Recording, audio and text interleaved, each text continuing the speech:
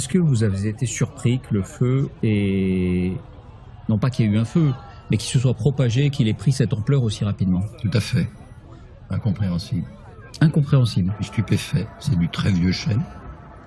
Et on dirait qu'il a brûlé comme des allumettes.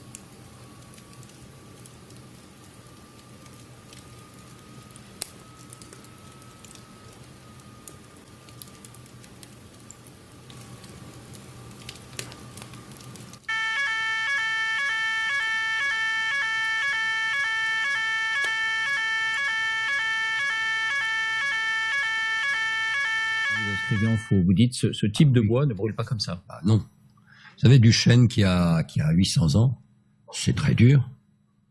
Essayer d'en faire brûler, enfin moi j'ai jamais essayé. Mais du chêne, du vieux chêne,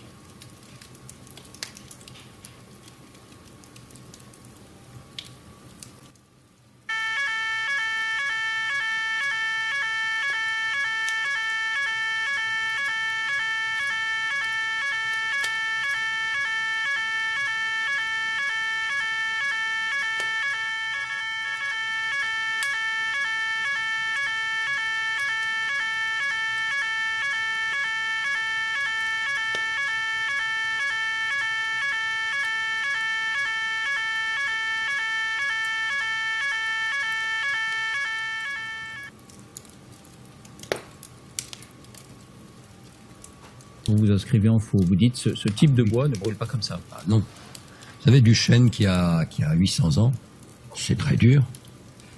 Essayer d'en faire brûler, enfin moi j'ai jamais essayé. Mais du chêne, du vieux chêne, c'est pas évident du tout. Il faut mettre beaucoup de petits bois pour y arriver. Là je sais pas s'il y en avait. Non, j'arrête de plaisanter. Je crois que non, moi ça me stupéfie beaucoup.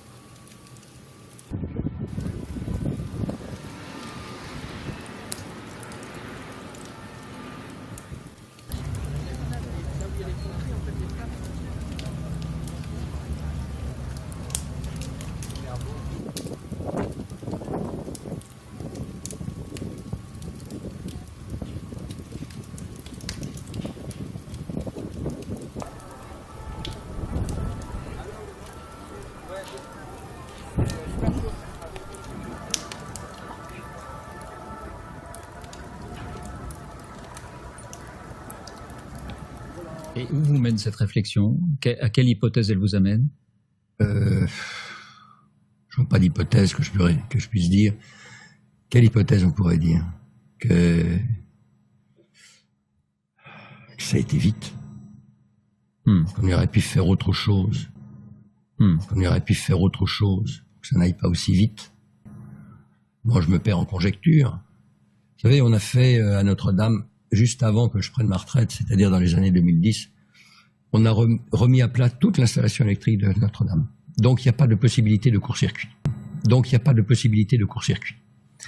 On a remis à plat, et aux normes contemporaines, même en allant très loin, toute la détection et protection incendie de la cathédrale, avec des éléments de témoins, de mesure, d'aspiration, etc., qui permettaient de détecter un départ de feu. J'avais en bas de la cathédrale 2 hommes en permanence qui sont là jour et nuit et qui sont là pour aller voir dès qu'il y a une alerte. 2 hommes en permanence qui sont là jour et nuit et qui sont là pour aller voir dès qu'il y a une alerte. Et appeler les pompiers dès que le doute est levé. Ils sont là en permanence. En permanence, oui. Ce que vous nous décrivez mène tout droit à l'hypothèse de quelqu'un qui aurait cherché à ce que l'incendie se développe.